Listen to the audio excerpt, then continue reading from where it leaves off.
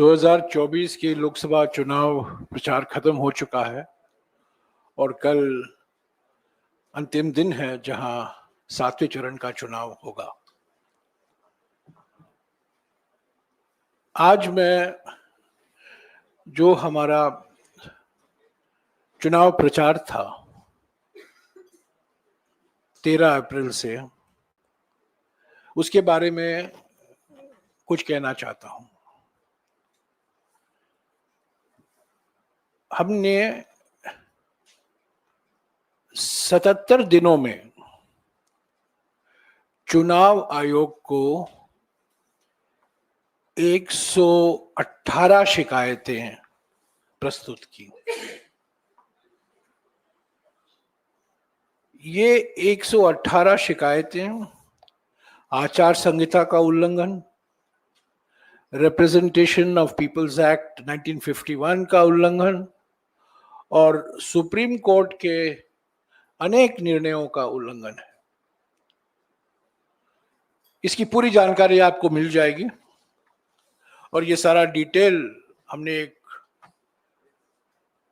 Table भी बनाकर आपको मिल जाएगा अगले 5-10 मिनटों में। पर कुल मिलाकर 117 शिकायतें। इस पर क्या कार्रवाई हुई है, क्या कार्रवाई नहीं हुई है, इसकी भी जानकारी यहां दी गई है। इस 117 शिकायतों में 14 शिकायत सिर्फ निवर्तमान प्रधानमंत्री के खिलाफ है। उत्तर प्रदेश के मुख्यमंत्री के खिलाफ 8 शिकायतें हैं। निवर्तमान गृह मंत्री के खिलाफ 3 शिकायत, बीजेपी अध्यक्ष जेपी नड्डा जी के खिलाफ। ये सब जानकारी आपको मिल जाएगा।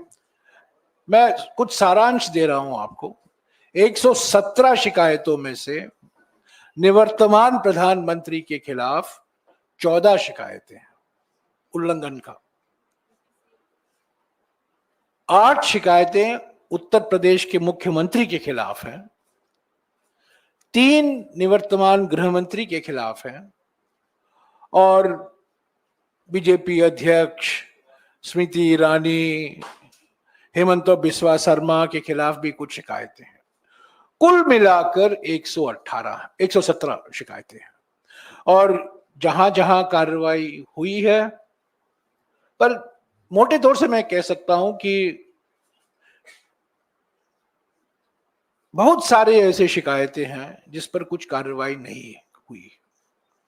पर इसकी जानकारी मैं आपको देना चाहता हूं कि 13 अप्रैल से लेकर 30 मई तक कांग्रेस पार्टी ने चुनाव आयोग को 117 शिकायतें प्रस्तुत की।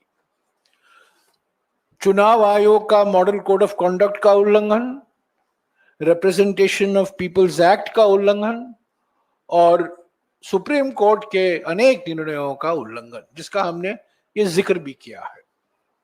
अफसोस की बात है कि निवर्तमान प्रधानमंत्री के खिलाफ, निवर्तमान गृह मंत्री के खिलाफ, उत्तर प्रदेश के मुख्यमंत्री के खिलाफ कोई कार्रवाई, कोई नोटिस नहीं दी गई और ये जानकारी आपको मैं दे दूंगा।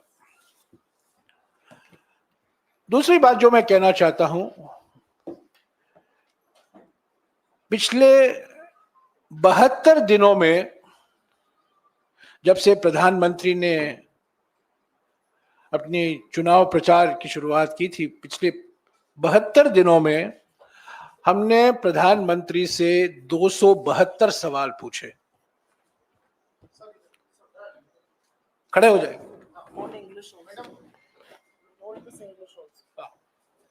ये अंग्रेजी और ये हिंदी है।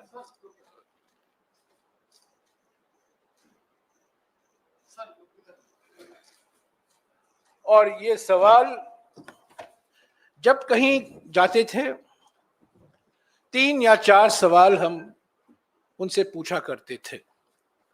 तो इस रिपोर्ट का शीर्षक है 72 दिन 272 सवाल, जीरो जवाब, भाग मोदी भाग। तो ये सारे सवाल जो हमने उठाए हैं, आखिरी सवाल जो हमने उठाया था जब प्रधानमंत्री होशियारपुर गए थे, निवर्तमान प्रधानमंत्री होशियारपुर गए थे, तो 272 सवाल हमने पूछे हैं, एक जवाब भी नहीं आया है। पर प्रधानमंत्री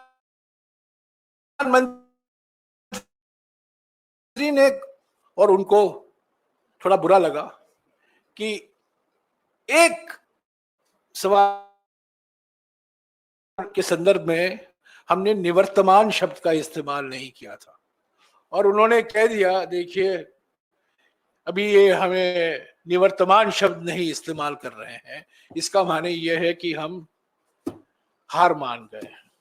वो गलती होगी, एक दिन एक सवाल के संदर्भ में वो निवर्तमान शब्द निकल गया, पर होशियारपुर तक हमने निवर्तमान प्रधानमंत्री शब्द का इस्तेमाल किया है, क्योंकि वो असली बात यह है कि वो निवर्तमान प्रधानमंत्री हैं। तो ये सवाल भी आपको मिल जाएगा। तीसरी बात, कांग्रेस पार्टी का जो अभियान रहा है, जो चुनाव प्रचार रहा है, बड़ा सकारात्मक एजेंडा और नैरेटिव जो तय किया गया है, ये भारत जोड़ो न्याय यात्रा का नतीजा है। पहली बार 23 जनवरी 2024 को राहुल गांधी जी ने गुवाहाटी में हमारे 5 न्याय का कार्यक्रम की घोषणा की थी। नारी न्याय, युवा न्याय, किसान न्याय, श्रमिक न्याय और हिस्सेदारी न्याय। 23 जनवरी को पहली बार राहुल जी ने ये 5 न्याय का कार्यक्रम का जिक्र किया था। 5 फरवरी 2024 को राहुल जी ने रांची में हिस्सेदारी न्याय की बात की, और हिस्सेदारी न्याय को लेकर क्या हमारे 5 गारंटियां हैं उसका उन्होंने जिक्र किया।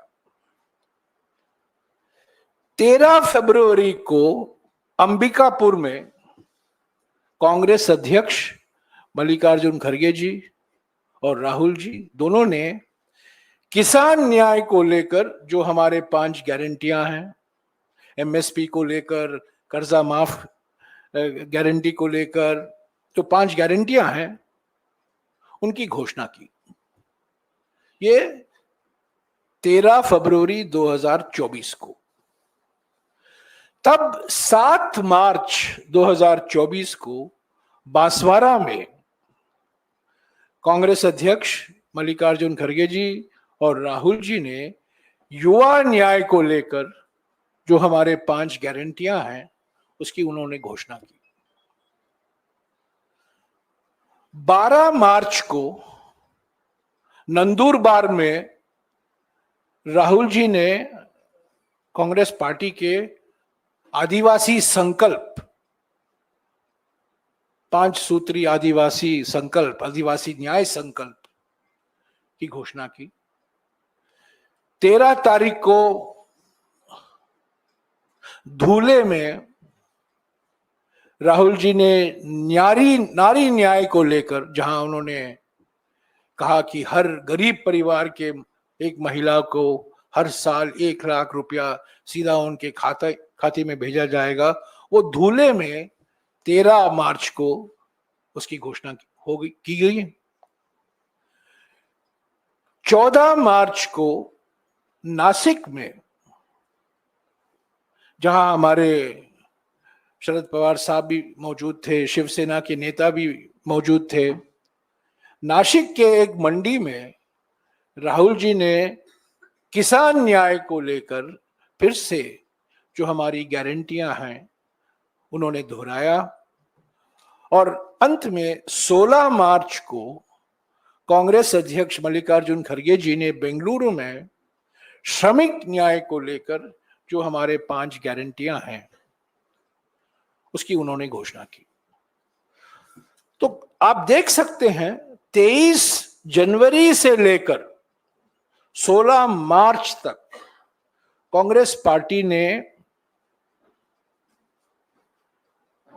5 न्याय 25 गारंटी का कार्यक्रम हमारे देश की जनता के सामने रखा, जो हमारे घोषणा पत्र न्याय पत्र में शामिल किया गया था।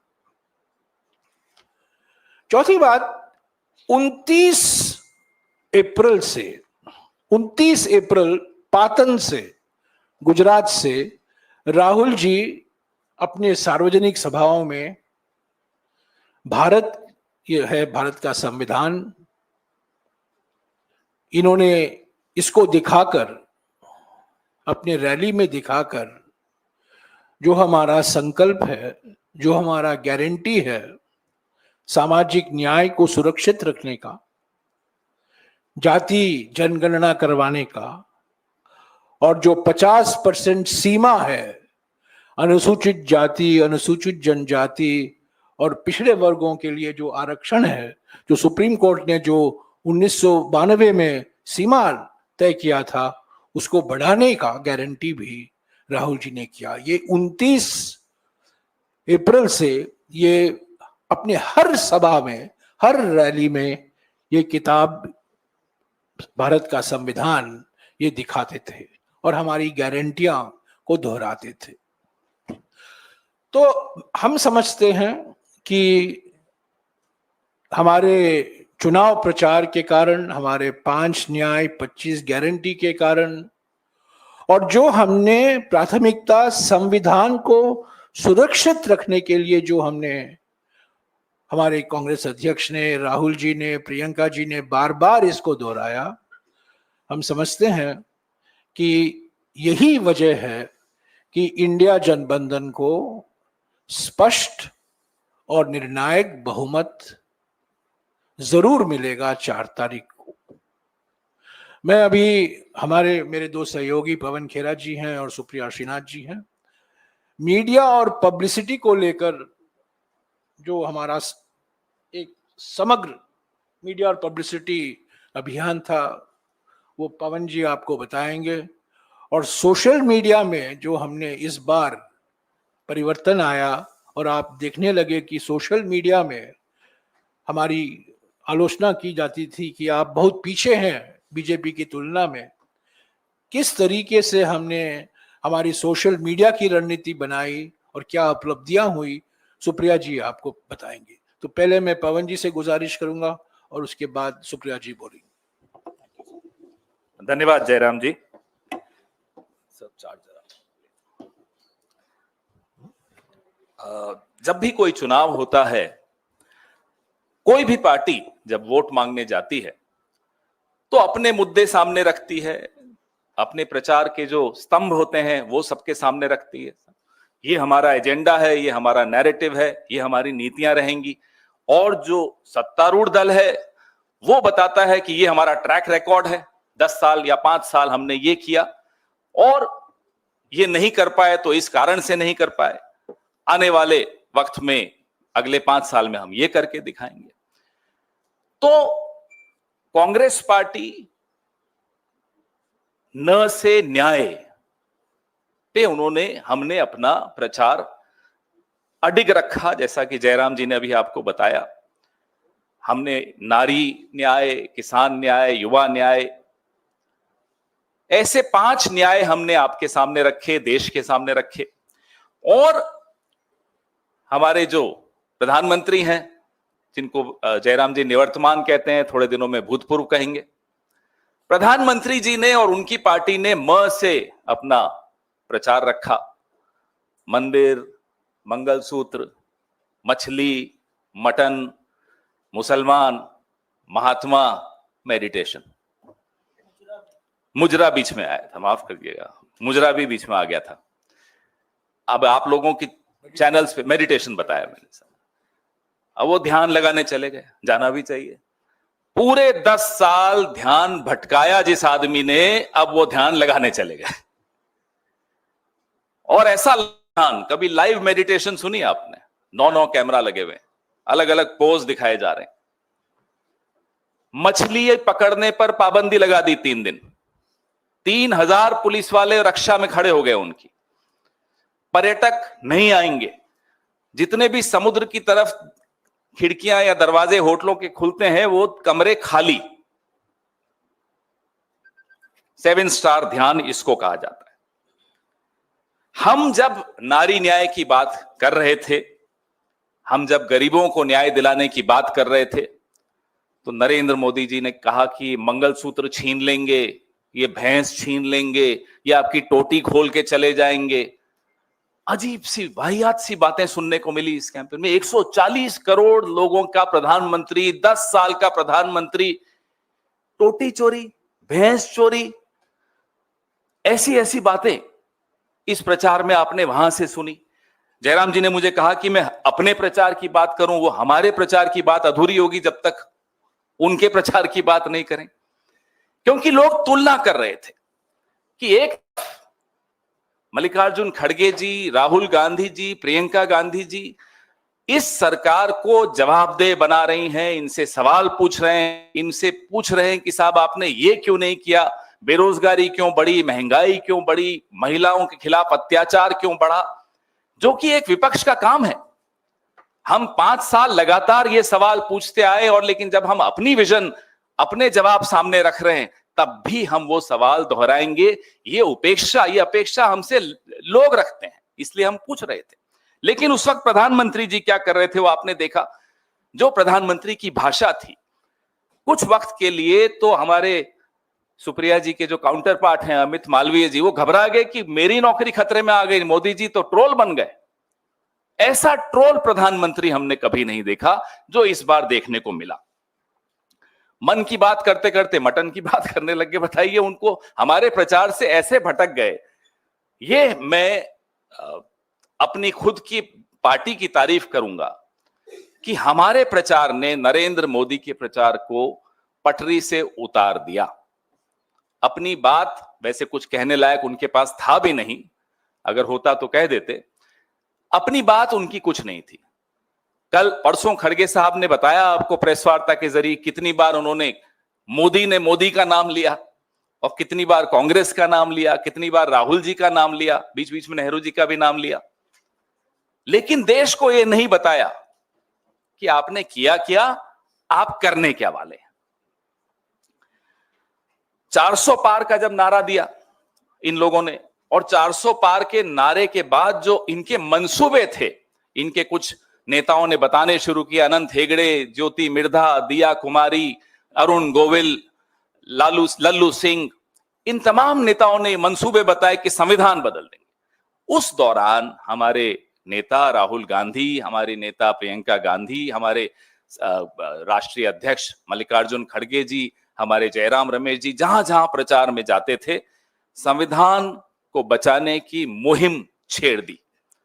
प्रचार एक तरफ, चुनाव एक तरफ, चुनाव आते रहते हैं, जाते रहते हैं। लेकिन हमारी पार्टी के नेताओं को यह लगा कि अब ज्यादा आवश्यक हो गया है संविधान और लोकतंत्र को बचाने की मुहिम छेड़ना। और वो मुहिम हमारे नेताओं ने, हमारी पार्टी ने बहुत जिम्मेदारी से, बहुत बखूबी निभाई, बहुत अच्छी तरह वो मुहिम छेड़ी। हर देश के हर नागरिक के जुबान पे संविधान शब्द आ गया था। सबको ये चिंता होने लगी कि ये संविधान वाकई खतरे में है, और संविधान बहाना है, आरक्षण पे निशाना है। ये बात लोगों के दिमाग में बैठ गई। ना केवल आरक्षण पे निशाना है, हमारे आपके जो हुकूक हैं, हक है, अधिकार है, उन पर भी निशाना है। ये जो आज कैमरा सामने दिख रहे हैं, ये सब बंद हो जाएगा। आप मानिए ये बात को। अगर ये व्यक्ति जो भूतपूर्व होने वाले हैं, अगर ये चुनाव जीत जाते किसी गलती से भी, तो आप लोगों का ये सब बंद हो जाता। हम लोग यहां नहीं होते, जेलों में होते, और आप अपनी ईएमआई के संघर्ष में चल रहे होते। ये होने वाला था। ये देश खतरे की एकदम मुहाने पे आ चुका था। उसको बचाने की जो जिम्मेदारी हमारे नेताओं ने ली, हमारी पार्टी ने ली, वो वाकई काबिले तारीफ है। और इतना परेशान हुए नरेंद्र मोदी जी, इतने भटक गए, वो अपने ही दोस्तों पर आरोप लगा दिया कि ये टेम्पो भर भर के पैसे भेजते। जयराम जी और मैं रोज सुबह सुबह एआईसीसी के बाहर आके देखते थे कोई टेम्पो आए, कोई टेम्पो आया ही नहीं। एक बार वो टेम्पो निकलते थे, एड्रेस कहीं और का दे दिया था उनको, वहां चले जाते थे। एक टेम्पो नहीं आया, आया होता तो आपको और ज्यादा हम विज्ञापन देते, बता रहा हूं आपको। और इतना वो भटके कि अभी तक तो भगवानों की आपस में लड़ाई कराते थे। जो हमारे बुजुर्ग नेता जो रहे नहीं, अब नेहरू जी की लड़ाई पटेल से करा दी थी, सुभाष चंद्र बोस जी की लड़ाई करा दी थी, अब रविवार की लड़ाई शुक्रवार से करा दी जाते जाते। क्या रविवार को छुट्टी क्यों है, ईसाइयों का यह प्रभाव है? अरे प्रधानमंत्री जी, 10 साल हो गए आपको, ये मुद्दे हैं आपके पास कि रविवार को छुट्टी होनी चाहिए या नहीं होनी चाहिए। वो जब बोल रहे थे, उस दिन सोमवार था, उससे एक दिन पहले छुट्टी ली थी उन्होंने, प्रचार नहीं किया था। जयराम जी ने ट्वीट किया था कि आज प्रचार नहीं कर रहे। तो मैं आपको बताने की कोशिश कर रहा हूं कि कैसे उनका प्रचार भटक गया और कैसे डिरेल हो गया, जिसको इंग्लिश में कहते हैं। जाते जाते उन्होंने एक और बात ज्ञान की कर दी। ज्ञान के तो वो सागर है, एंटायर पॉलिटिकल साइंस है। बोले कि बापू को कोई जानता ही नहीं था, पिक्चर बनी तब से जानते थे। मोदी जी, आप पर 100 पिक्चरें बन जाए ना, आपको लोग भूल जाएंगे। ये आप लिख कर ले लीजिए, आपको पिक्चरें भी अब नहीं बचा पाएंगी। जो लेगेसी है, जो आप विरासत छोड़कर जा रहे हैं इस लोकतंत्र के लिए, उसको लोग भुलाने की कोशिश करेंगे, आने वाली पीढ़ियां भूलने की कोशिश करेंगी। ये स्थिति है। जर्मनी में एक शासक था, उसको लोग भुलाते हैं। आप जर्मनी में जाइए, उसका नाम ले लीजिए, वो बड़ी, उनका चेहरे का हाव भाव बदल जाते हैं, उनको शर्म आ जाती है। यही हालत इस देश में नरेंद्र मोदी जी की होने वाली है, विश्व में नरेंद्र मोदी जी की होने वाली। आने वाले 4 जून को हम फिर आपसे मिलेंगे और पूरे इन ऑल ह्यूमिलिटी हम आपको कह रहे हैं, विनम्रता के साथ कह रहे हैं, आप लोगों ने बहुत गर्मी में झेला, बहुत मेहनत की, बहुत पसीना बहाया, आपकी भी मेहनत कामयाब होगी। लोकतंत्र जीतेगा, इंडिया गठबंधन की सरकार बनेगी। बहुत बहुत धन्यवाद। शुक्रिया।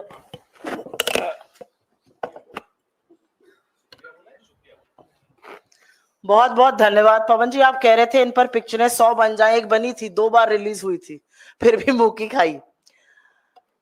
पप्पा ने वॉर तो रुकवा दी, मीम नहीं रुकवा पाए इस चुनाव में। ये असलियत है सोशल मीडिया की। और मैं कुछ आंकड़ों से बात कर देती हूँ। आंकड़े मुझे बेहद पसंद है और आंकड़े कभी झुठलाए नहीं जाते। ये पब्लिकली अवेलेबल डेटा है, आप में से कोई भी चाहिए हमारे स्टैट्स को या थर्ड पार्टी टूल को यूज करके बीजेपी के स्टैटिस्टिक्स को देख लीजिएगा। और ये दिखाता है कि लोग क्या सुन रहे थे इस चुनाव में, लोग क्या सुनना चाहते थे, लोग किसकी बात सुन रहे थे, लोग किन मुद्दों से प्रभावित हो रहे थे, लोगों का ध्यान किसने आकर्षित किया हुआ था। मैं आपको पहले डेटा देती हूं यूट्यूब का, क्योंकि मेरा मानना है और तमाम लोगों का भी मानना है कि सोशल मीडिया के जितने भी प्लेटफॉर्म्स थे, उसमें सबसे जरूरी प्लेटफॉर्म इस बार यूट्यूब था, क्योंकि वीडियो की बहुत खपत थी और यूट्यूब जिस तरह से गूगल लोडेड आता है, बहुत बहुत ज्यादा प्रचलित था। यूट्यूब पर मार्च से मई के बीच में, और मैं 16 मार्च के डेटा से बात करी क्योंकि जिस दिन चुनाव अनाउंस हुआ था उससे 30 मई तक का डेटा है, 613 मिलियन व्यू कांग्रेस पार्टी के थे, 150 मिलियन व्यू भाजपा के थे। तो कहीं ना कहीं यूट्यूब पर भी लोग हमारी बात सुन रहे थे, हमारे नेताओं को सुन रहे थे, हमारी रैलियों को सुन रहे थे, हमारी प्रेस कॉन्फ्रेंस को सुन रहे थे।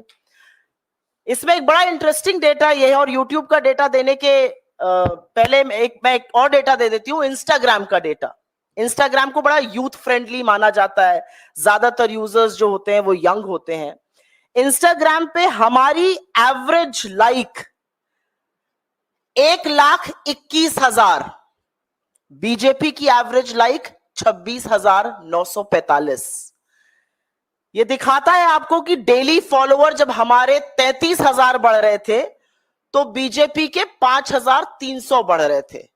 तो कहीं ना कहीं जो युवा देश है, जो यंग है, जो इस चुनाव का निर्धारण करेंगे, जो निर्णय करेंगे कि सरकार किसकी बनेगी, वो कांग्रेस की बात सुन रहा था, कांग्रेस के नेताओं की बात सुन रहा था, कांग्रेस का नैरेटिव सुन रहा था, कांग्रेस के उठाए मुद्दों की बात सुन रहा था। और यही नहीं, यूट्यूब पर भी जो 53% हमारे यूजर्स हैं वो 34 वर्ष से आयु में कम है। हमने करीब 350 से ज्यादा रैली, प्रेस कॉन्फ्रेंसेस और स्पेशल इवेंट्स लाइव किए। हमारे इंप्रेशंस ट्विटर पे जबरदस्त उसमें बढ़त हुई। एवरेज लाइक हमारे ट्विटर पे बीजेपी से कई गुना ज्यादा है। यही स्टोरी फेसबुक की है, यही स्टोरी यूट्यूब की है, यही स्टोरी इंस्टाग्राम की है। लेकिन ये स्टोरी क्यों है? और मुझे लगता है जयराम जी ने और पवन जी ने इसका एक आपको लेखा जोखा दे दिया है। सोशल मीडिया कोई दूसरे प्लैनेट पर चलने वाला जीव जंतु नहीं है। सोशल मीडिया पॉलिटिक्स में, आज की पॉलिटिक्स में रियल पॉलिटिक्स जो ग्राउंड पर हो रही है, जो कार्यकर्ता कर रहा है और जो सोशल मीडिया का वॉरियर कर रहा है, वो एक तरह से पैरेलल एक दूसरे के पूरक होकर चल रहे हैं। और इसीलिए क्योंकि हम मुद्दों पर अड़े रहे, क्योंकि कांग्रेस के प्लेटफॉर्म्स पर लोगों को अपने मतलब की बात, अपना रोजगार, अपनी महंगाई कम, अपनी गरीबी, अपनी गिनती की बात सुनाई दे रही थी, इसलिए लोग हमसे ज्यादा एंगेज हुए। हमने ज्यादा एंगेजिंग कंटेंट बनाया, हमारा कंटेंट ज्यादा फ्रेश था, हमारा कंटेंट यूनिक था। हमने गुब्बारे दिखाए जिसको आप एक उंगली से फोड़ सकते थे। हमने महिलाएं दिखाई जिन्होंने कहा कि दिन भर व्हाट्सएप पढ़ पढ़ के जिस सरकार को बनाया है उसको हटाना है। और ये पूरा कुछ करने में हमने सरकार को कटघरे में खड़ा किया। मीडिया ने भी, हमारे मीडिया विभाग ने भी खड़ा किया, हमने भी खड़ा किया। हमने कटु आलोचना करी, हमने तीखे प्रहार किए, लेकिन हमने एक बार भी राजनीति की शुचिता और मर्यादा को नहीं लांघा। और उसका परिणाम है कि लोगों ने दिल खोलकर हमारा कंटेंट देखा, उसको सराहा, उसका एंगेजमेंट ज्यादा था और यह दिख रहा था आपको पूरी तरह से। एक बड़ी विचित्र बात थी, अगर आप कांग्रेस के किसी भी सोशल मीडिया प्लेटफॉर्म पर जाते, कांग्रेस के किसी नेता के प्लेटफॉर्म पर जाते, पवन जी पर जाते, मुझ पर जाते, जयराम जी पर जाते, राहुल जी के पे भी जाते, तो वहां पर आपको आम जनता की आवाज जरूर दिख रही थी। 4-5 दिन के कंटेंट हम आम जनता की आवाज लगाते थे। बीजेपी के पूरे सोशल मीडिया से, उनकी पूरी स्ट्रैटेजी से आम आदमी की आवाज पूरी तरह से गायब है। वही पेड एक्टर, वही इक्के दुक्के लोग और वही विभत्स बेवकूफी के ऐड। बीजेपी ने कहीं पर इस देश को बेवकूफ समझने की गलती की। इसलिए गलती अगर ये ना करते तो वो 2014 का जो कैंपेन था वो 2024 में रिपीट नहीं करते। कोई फ्रेशनेस नहीं, आपने एक एक्टर हायर कर लिया, उसको किसी राजनेता जैसा लगा दिया, उससे बेवकूफी के बयान आप कहलवाते जा रहे हैं। ये बहुत बोर हो चुकी है जनता। एंगेजमेंट दिखाता है कि जनता क्या सराह रही है और क्या नहीं। ऐसे भी दिन हमने देखे जब गृह मंत्री को 4 लोग सुन रहे थे, मोदी जी को 400 लोग बीजेपी के प्लेटफॉर्म पर सुन रहे थे और 4-4 लाख से 40 लाख लोग हमारे नेताओं को यूट्यूब प्लेटफॉर्म्स पे सुन रहे थे। हमने रियल टाइम फैक्ट चेक किया, बखिया उधेड़ी, कलई खोली बीजेपी के और मोदी जी के हर झूठ की। लेकिन हां, मैं यहां पर पूरी तरह से धन्यवाद, साधुवाद देना चाहती हूं अपनी लीडरशिप का। हमारे अध्यक्ष राहुल जी, प्रियंका जी, सब लोग, जयराम जी, हम लोग मुद्दों पर डटे रहे। हम बिल्कुल भी डिस्ट्रैक्ट नहीं हुए। हमारा मुद्दा महंगाई था, बेरोजगारी था, आर्थिक असमानता था, महिला सुरक्षा था, बदहाल किसान था, मजदूर जो मजबूर है वो था, और हमारा इशू था हाशिए पर जो लोग हैं वो मुख्य धारा में आए। क्योंकि हमने वो बात करी, लोगों ने हमारी बात सुनी। असलियत यह है कि मोदी जी मंगलसूत्र और मुजरे की बात कर रहे थे, राहुल गांधी अग्निवीर और किसान की बात कर रहे थे। मोदी जी अपने परमात्मा होने का प्रूफ दे रहे थे दुनिया को। राहुल जी पूछ रहे थे कि पोर्श से अगर एक लड़के से एक्सीडेंट हो जाता है, उसको 300 शब्दों का निबंध लिख के छोड़ दिया जाता है। कोई ड्राइवर से होता है तो उसको 10 साल के लिए जेल में क्यों डाल दिया जाता है। तो लोगों को समझ में आ रहा था कि कौन मुद्दे की बात कर रहा है, कौन लेखा जोखा दे रहा है, किसके पास भविष्य का एक खाका, भविष्य की एक रणनीति है। और उसी के चलते ये कैंपेन सक्सेसफुल थी। तमाम जगहों से सराहना आई, लेकिन सबसे ज्यादा सराहना जब आप फील्ड पर जाते हैं, जब लोग आपसे मिलते हैं और लोग आपका कंटेंट आपको कोट करते हैं, वो सबसे बड़ी सराहना होती है। मेरा अपना मानना है कि पूरी टीम ने मिलकर काम किया। Social media department, media department, हमारा वॉर रूम, राहुल जी की जो कम्युनिकेशन टीम है, हम सब ने मिलकर काम किया और एक अच्छा नैरेटिव तय किया। और असलियत यह है कि 2024 के चुनाव का नैरेटिव कांग्रेस पार्टी ने, कांग्रेस की लीडरशिप ने तय किया और मजबूर किया मोदी जी को। और उसी से घबराकर, उसी से बौखलाकर वो उल जलूल बात करने लगे। लेकिन ये देश जो बेरोजगारी से, महंगाई से, आर्थिक असमानता से जूझ रहा है, ये बिल्कुल मूड में नहीं था आपकी बात सुनने के लिए। इसके पास आपके जुमलों के लिए वक्त नहीं है। इस देश ने बड़े तरीके से वोट डालकर अपना मत दे दिया है।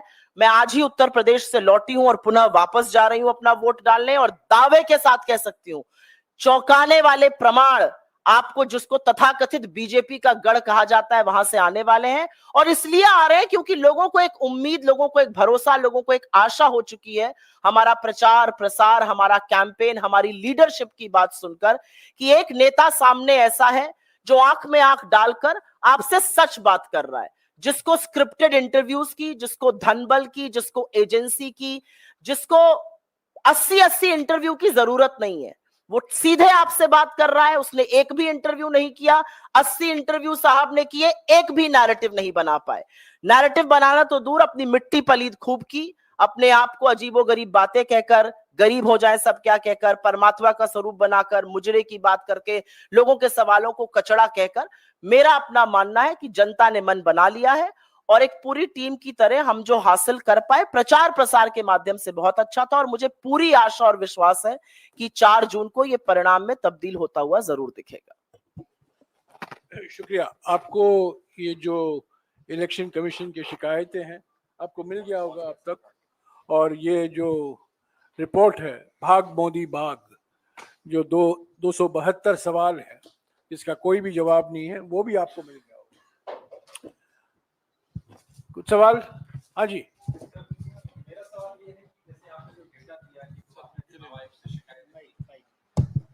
क्या कुछ ऐसे इसका भी डेटा है कि कितने बार चुनाव आयोग ने आप लोगों को नोटिस जारी किया या उनको नोटिस जारी किया, उस पर एक्शन हुआ हो?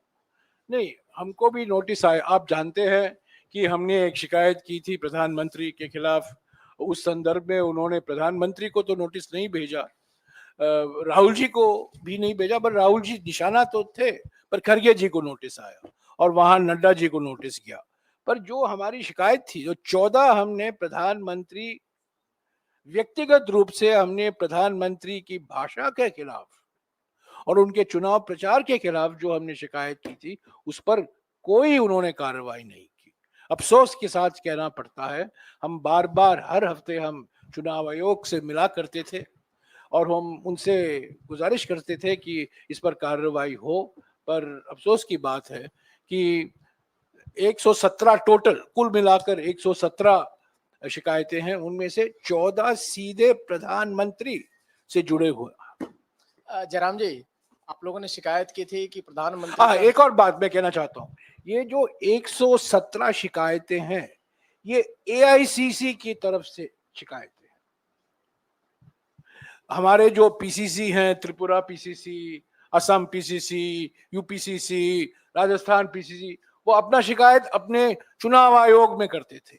ये सेंट्रल इलेक्शन कमीशन यानी स्टेट चुनाव आयोग नहीं, यहाँ के चुनाव आयोग एआईसीसी की तरफ से हमने 117 शिकायतें की हैं। ये 77 दिन का आंकड़ा है। पहला शिकायत हमने 13 तारीख मार्च को किया था और आखिरी शिकायत हमने 30 तारीख को, ये आप जानते हैं, ये गहरे चिंतन को लेकर हमने किया है। सर, जयराम जी, जो आपने आखिरी शिकायत की थी 30 तारीख को, उसमें आपने अपील की थी, चुनाव आयोग से मांग की थी कि प्रधानमंत्री के मौन व्रत के लाइव टेलीकास्ट पर रोक लगाई जाए, और ये चुनाव आयोग का मतलब चुनाव आचार संहिता का उल्लंघन है। लेकिन चुनाव आयोग ने माना कि ये चुनाव आचार संहिता का उल्लंघन नहीं है। इसको कैसे देखते हैं आप? चुनाव आयोग ने सीधे खारिज किया। मैं आपको पढ़कर सुनाता हूं कि हमने शिकायत की थी प्रधानमंत्री के खिलाफ। ये complaint against the meditation trip of Mr. Modi taking place from 30th May 2024 to July 1st, 2024 as a way of indirectly violating the silence period to continue his campaign. तो इसको लेकर हमने शिकायत की थी, पर अभी तक इस पर कोई कार्रवाई नहीं हुई है। नहीं, हमको कुछ जानकारी मिली नहीं। चुनाव आयोग ने स्वीकारा हमारी शिकायत को, पर कोई कार्रवाई नहीं। हर एक शिकायत के खिलाफ जो कार्रवाई की गई है उसकी जानकारी मैंने आपको दी है। 14 शिकायतें हैं प्रधानमंत्री। ये पहली बार, कभी नहीं हुआ ऐसे हमारे चुनाव के इतिहास में, पहली बार प्रधानमंत्री के प्रचार के खिलाफ 14 शिकायत हमने की है। पहली बात। जयराम जी, आप सीधे तौर पे ये कह सकते हैं कि आप चुनाव आयोग पे सवाल उठा रहे हैं? 2004 में चुनाव 20 दिन के अंदर हुए। पहला सवाल तो उठता है 42 दिन क्यों लगे? डिजिटल इंडिया बन गया, स्टैंड अप इंडिया बन गया, सब इंडिया बन गया। 2004 में 20 दिन लगे थे चुनाव खत्म करने के लिए, इस बार 42 दिन लगे हैं। कुछ कारण होंगे, हमें तो पता नहीं है, पर यह भी एक सवाल है। जिस तरीके से हमने शिकायत की है, जिस मात्रा में हमने शिकायत की है और किस तरह से उन्होंने कार्रवाई नहीं की है, इस पर भी सवाल उठते हैं। हमने मई 2023 से चुनाव आयोग से टाइम मांगा था वीवीपैट को लेकर, उस पर भी चुप्पी थी, हम मिल नहीं पाए। और आप जानते हैं कि हमारे दबाव के कारण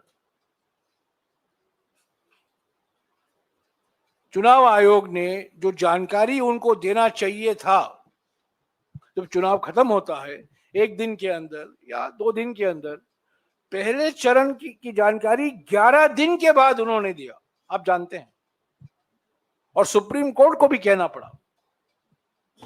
तो कई सवाल उठते हैं चुनाव आयोग के व्यवहार पर। चुनाव आयोग एक संवैधानिक संस्था है, हम चुनाव आयोग का बहुत सम्मान करते हैं, पर अफसोस की बात है कि इस बार निष्पक्षता हमें दिखाई नहीं दिया। सुप्रिया जी, एक सवाल इधर से है। सुप्रिया जी, आज कुछ जगहों पे ये खबर छपी है कि आपके शायद संज्ञान में आया होगा कि गार्जियन अखबार ने ये खबर लिखी है कि सोशल मीडिया प्लेटफॉर्म पे अपोजिशन के रीच को रेस्ट्रिक्ट करने के लिए इस पूरी चुनावी प्रक्रिया के शुरू होने से पहले सरकार ने या तो कोई डील किया या उनको दबाव में लाया।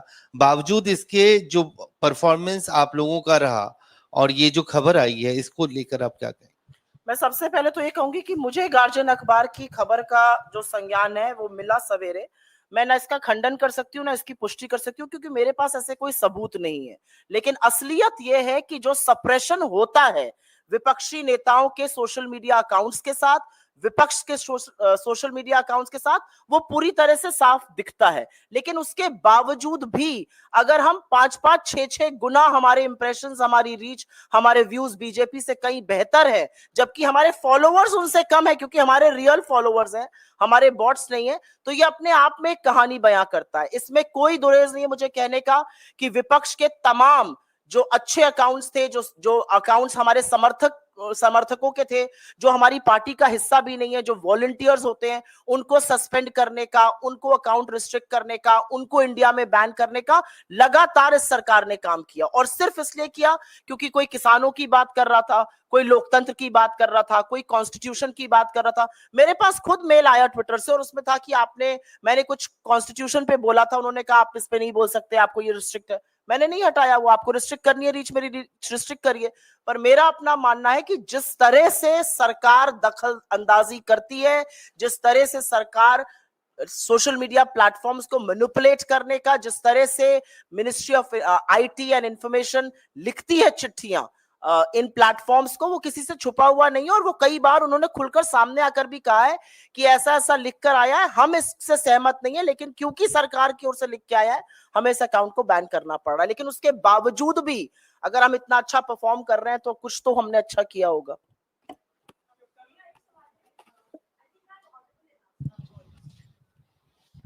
मेरा सवाल है जयराम रमेश जी को। अगर वेस्ट बंगाल के जो क्वेश्चंस हैं वो देखे जाए तो वो बिल्कुल ही तृणमूल कांग्रेस पिछले उनके चुनाव के जो प्रचार के टाइम पे जो जो सवाल उन्होंने उठाए हैं उससे हूबहू मिलते जुलते हैं कांग्रेस के सवाल भी। क्या ये अपने अलाइज को ज्यादा खुश करने के लिए और ज्यादा?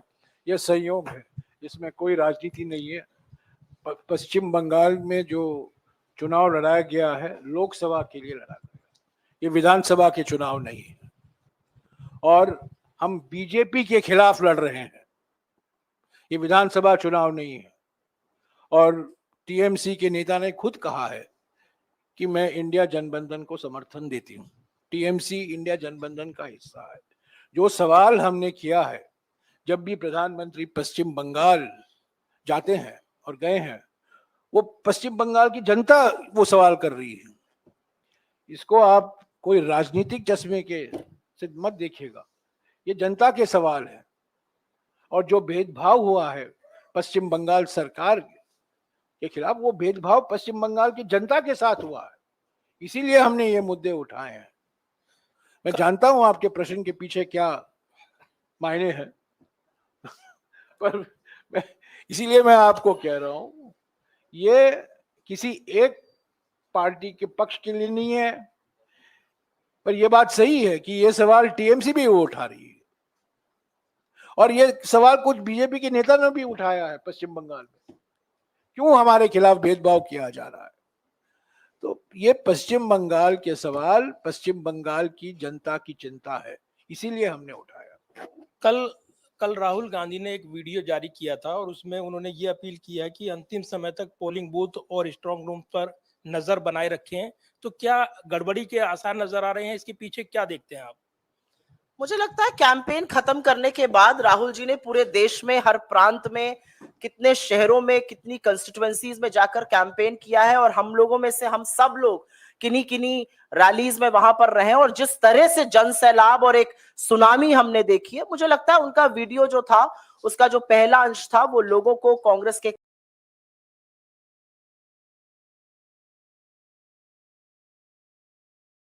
सस्पेंड करने का, उनको अकाउंट रिस्ट्रिक्ट करने का, उनको इंडिया में बैन करने का लगातार इस सरकार ने काम किया। और सिर्फ इसलिए किया क्योंकि कोई किसानों की बात कर रहा था, कोई लोकतंत्र की बात कर रहा था, कोई कॉन्स्टिट्यूशन की बात कर रहा था। मेरे पास खुद मेल आया ट्विटर से, और उसमें था कि मैंने कुछ कॉन्स्टिट्यूशन पे बोला था, उन्होंने कहा आप इस पे नहीं बोल सकते, आपको ये रिस्ट्रिक्ट है। मैंने नहीं हटाया, वो आपको रिस्ट्रिक्ट करनी है रीच, मेरी रिस्ट्रिक्ट करिए।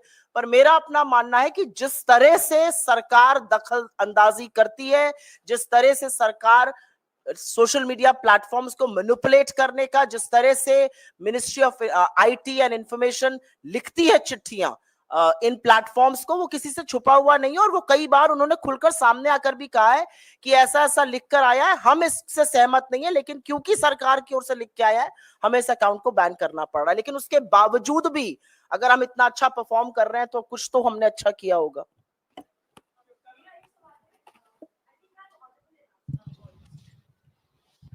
मेरा सवाल है जयराम रमेश जी को। अगर वेस्ट बंगाल के जो क्वेश्चंस हैं वो देखे जाए तो वो बिल्कुल ही तृणमूल कांग्रेस पिछले उनके चुनाव के जो प्रचार के टाइम पे जो जो सवाल उन्होंने उठाए हैं उससे हूबहू मिलते जुलते हैं कांग्रेस के सवाल भी। क्या ये अपने अलाइज को ज्यादा खुश करने के लिए और ज्यादा? ये संयोग है, इसमें कोई राजनीति नहीं है। पश्चिम बंगाल में जो चुनाव लड़ाया गया है लोकसभा के लिए लड़ा गया, ये विधानसभा के चुनाव नहीं है। और हम बीजेपी के खिलाफ लड़ रहे हैं, ये विधानसभा चुनाव नहीं है। और टीएमसी के नेता ने खुद कहा है कि मैं इंडिया जनबंधन को समर्थन देती हूँ। टीएमसी इंडिया जनबंधन का हिस्सा है। जो सवाल हमने किया है, जब भी प्रधानमंत्री पश्चिम बंगाल जाते हैं और गए हैं, वो पश्चिम बंगाल की जनता वो सवाल कर रही है। इसको आप कोई राजनीतिक चश्मे के से मत देखिएगा, ये जनता के सवाल है। और जो भेदभाव हुआ है पश्चिम बंगाल सरकार के खिलाफ, वो भेदभाव पश्चिम बंगाल की जनता के साथ हुआ है, इसीलिए हमने ये मुद्दे उठाए हैं। मैं जानता हूं आपके प्रश्न के पीछे क्या मायने हैं पर इसीलिए मैं आपको कह रहा हूं, ये किसी एक पार्टी के पक्ष के लिए नहीं है। पर यह बात सही है कि ये सवाल टीएमसी भी उठा रही है, और ये सवाल कुछ बीजेपी के नेता ने भी उठाया है पश्चिम बंगाल में, क्यों हमारे खिलाफ भेदभाव किया जा रहा है। तो ये पश्चिम बंगाल के सवाल पश्चिम बंगाल की जनता की चिंता है, इसीलिए हमने उठाया। कल राहुल गांधी ने एक वीडियो जारी किया था और उसमें उन्होंने ये अपील किया कि अंतिम समय तक पोलिंग बूथ और स्ट्रांग रूम पर नजर बनाए रखें। तो क्या गड़बड़ी के आसार नजर आ रहे हैं? इसके पीछे क्या देखते हैं आप?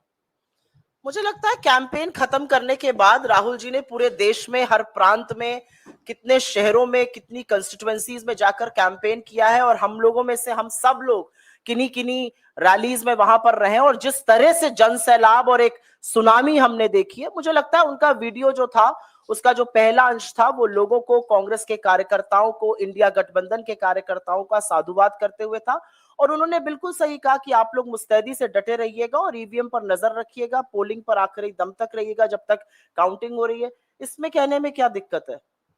लोगों के मन में संशय तो है ही ईवीएम को, तो अपने कार्यकर्ताओं को एड्रेस कर रहे हैं, इसमें तो मुझे नहीं लगता कोई कंट्रोवर्सी ऐसा कोई सवाल आना चाहिए। आपके सहयोगी तेजस्वी यादव ने कहा कि 4 तारीख को प्रधानमंत्री नरेंद्र मोदी की विदाई तय है और अपनी पार्टी बचाने के लिए हमारे चाचा नीतीश जी पलटी मारेंगे। अगर नीतीश वापस इंडिया गठबंधन में आते हैं तो क्या आप लोग स्वीकार करेंगे उन्हें? पलटी मारने का उनकी आदत है, पुरानी आदत है, क्या करें। 4 तारीख को करेंगे क्या मुझे जानकारी नहीं है, पर उनको, उनके बावजूद हमको जनादेश मिलने वाला है, इंडिया जनबंधन को जनादेश मिलने वाला है। जेडीयू की कोई जरूरत नहीं होगी जनादेश मिलने के लिए। आप देखेंगे बिहार के जो नतीजे आएंगे वो बहुत आश्चर्यजनक होगा और पलटी की कोई जरूरत नहीं होगी। सुप्रिया मैम, आपसे सवाल था इधर से। अगर जो लोग पलटी करना चाहते हैं उनको हम रोक नहीं सकते ना।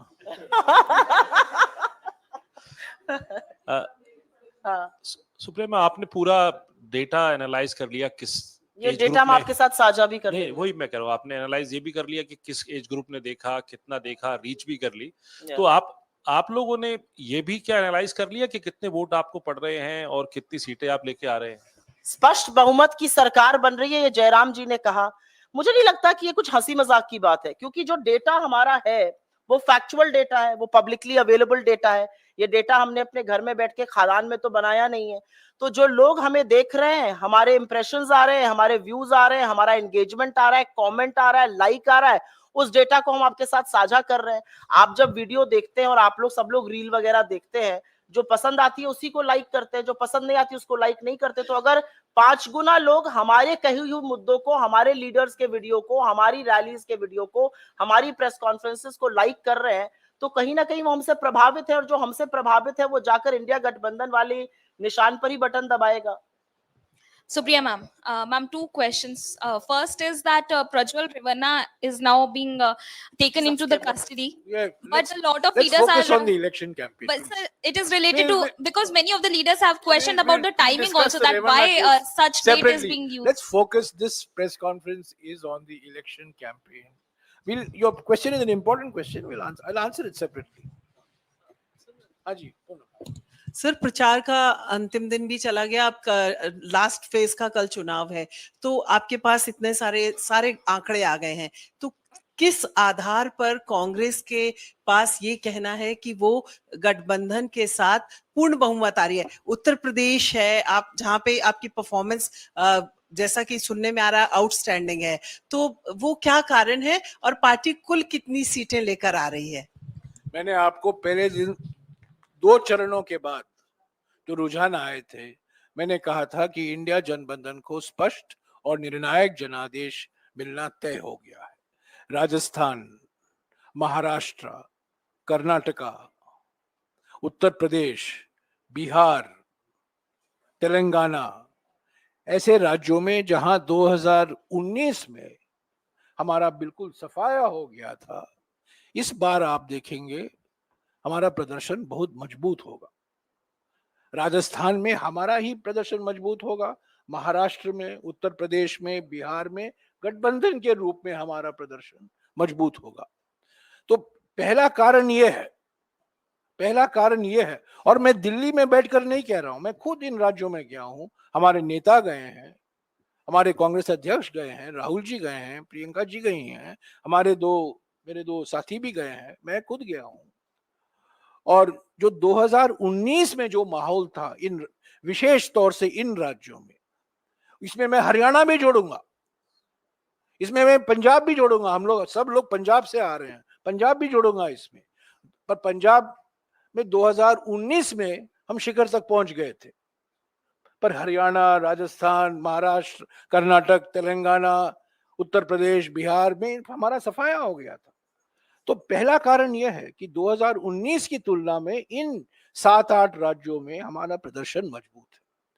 पर सबसे बड़ा कारण हमारे आत्मविश्वास का ये है, प्रधानमंत्री का प्रचार। जिस तरीके से वो भोकलाए गए हैं और रोज को नया मुद्दा ढूंढते थे, कोई कंसिस्टेंट, ये आलोचना कांग्रेस पार्टी की जाती थी कि आपका कोई नैरेटिव नहीं है, आप रोज बदलते रहते हैं। इस बार प्रधानमंत्री पर यह आरोप लगाया जा सकता है, रोज एक नया जान हटाने के लिए एक नया मुद्दा उठा देते थे। और जो झूठ की महामारी है वो उन्होंने फैलाया है, हमारे घोषणा पत्र को लेकर, राहुल जी के भाषणों को लेकर, खड़गे जी के भाषणों को लेकर, ये बिल्कुल साफ हो गया था कि वो घबराए हुए हैं, भौकलाए हुए हैं।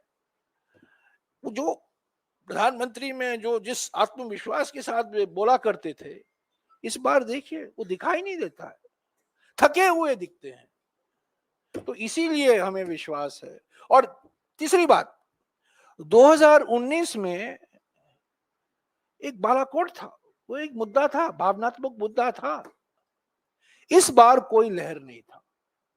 चुपचाप तरीके से किसान, युवा, और मैं समझता हूं संविधान को लेकर जो मुद्दा बना, आरक्षण को लेकर जो मुद्दा बना, ये हमारे लिए बहुत फायदेमंद हुआ। तो इसीलिए मैं कह रहा हूं, आत्मविश्वास के साथ, कोई एक आंकड़ा नहीं दूंगा, पर मैं ये कहूंगा कि जनादेश स्पष्ट और निर्णायक होगा। और एनडीए के जो कई घटक दल हैं, कतार में खड़े होंगे इंडिया में शामिल होने के लिए। और थैंक यू।